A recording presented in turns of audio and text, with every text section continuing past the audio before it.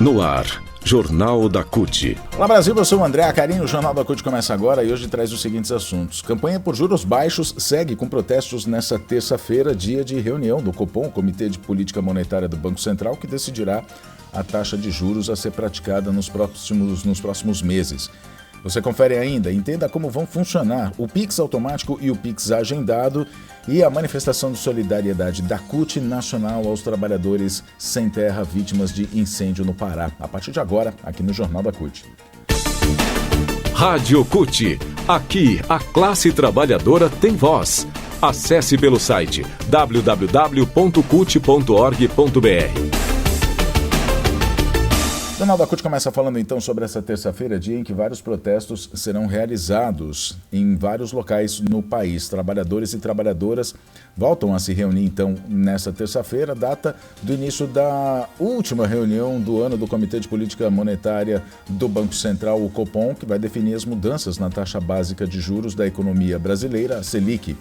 A Juvândia Moreira, que é presidenta da Confederação Nacional dos Trabalhadores no ramo financeiro, a Contraficut, e vice-presidenta da CUT, afirma que a campanha é por emprego e renda, porque a Selic elevada reflete nas taxas de juros cobradas pelas instituições financeiras no crédito, que prejudica o investimento produtivo, atrapalha a economia, encarece a vida de todos. Vamos ouvir Juvândia Moreira. O Brasil gerou 1.800.000 empregos esse ano e poderia ter gerado ainda mais se o Banco Central tivesse feito uma redução muito maior na taxa de juros. Por isso que é muito importante nós continuarmos com a campanha pela redução dos juros, para que o governo consiga investir mais na produção, para que o setor privado consiga investir mais e gerar mais emprego e mais renda para o povo trabalhador. Juros baixos já. O movimento Juros Baixos já começou em fevereiro. Na época, a Selic estava sendo mantida em 13,75% desde agosto de 2022 e seguiu nesse patamar até agosto desse ano. Por isso,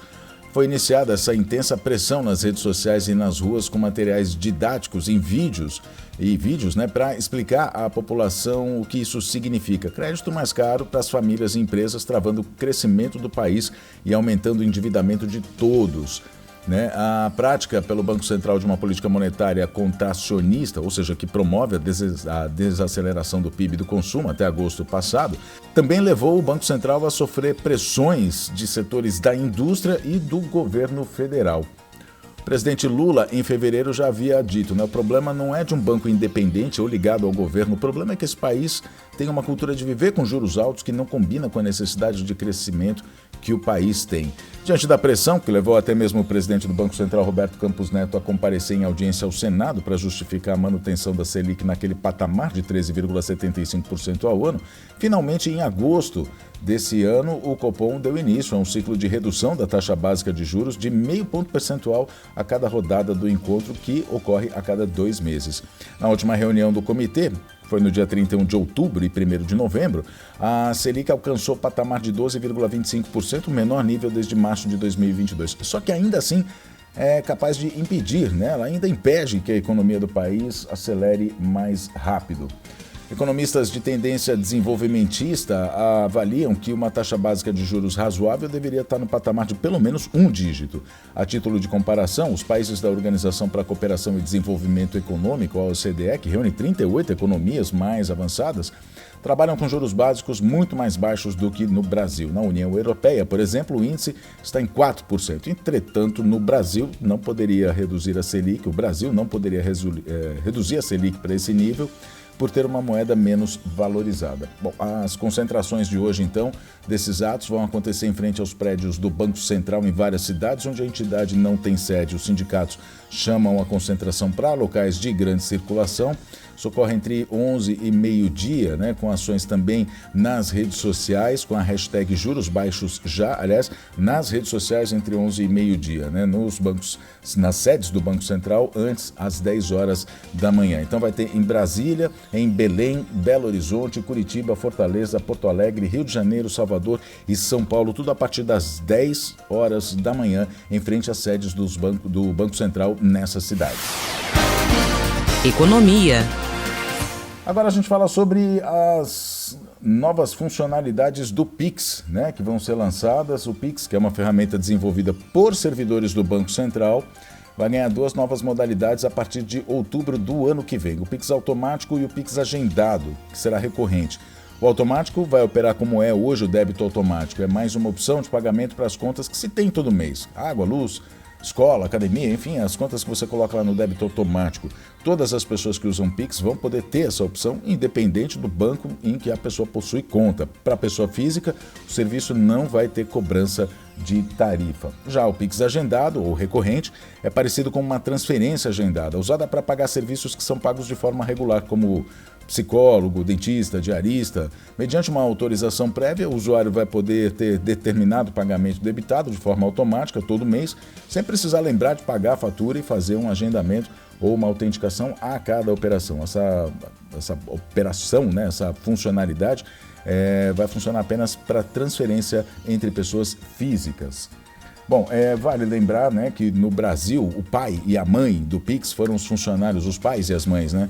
Foram os funcionários de carreira do Banco Central. Lá em 2022, o então presidente e candidato à reeleição na época, Jair Bolsonaro, chegou a dizer que a modalidade de pagamento havia sido criada pelo seu governo, que é mentira.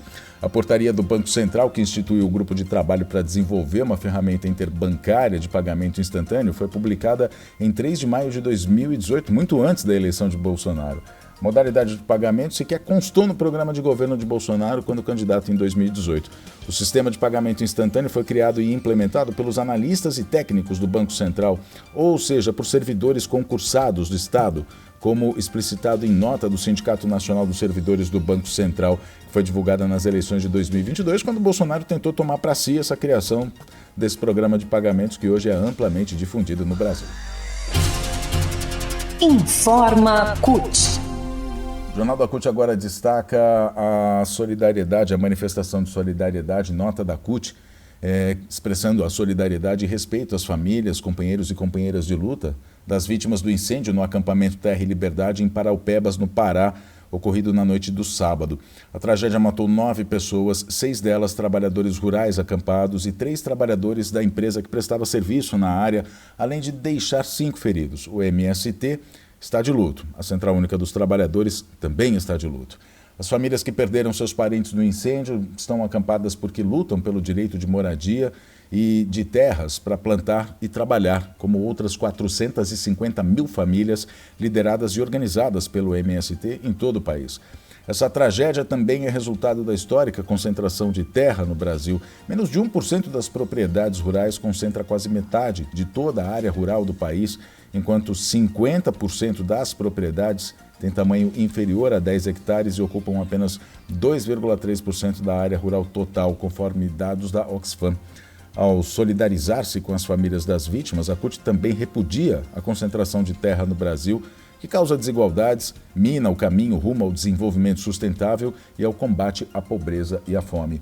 Essa manifestação de solidariedade a essa tragédia ocorrida então no sábado, nós noticiamos aqui ontem no Jornal da CUT, tragédia que vitimou 9 pessoas lá no acampamento no sudeste do Pará, né, no acampamento Terra e Liberdade em Paraupebas, um acampamento do MST. O fato estava sendo construída ali, instalada uma antena de internet e essa antena se chocou com fios de alta tensão, ocorrendo ou causando o incêndio. Um enterro coletivo foi organizado pelo MST para as vítimas nesta segunda-feira. O Jornal da CUT fica por aqui. Muito obrigado pela sua companhia.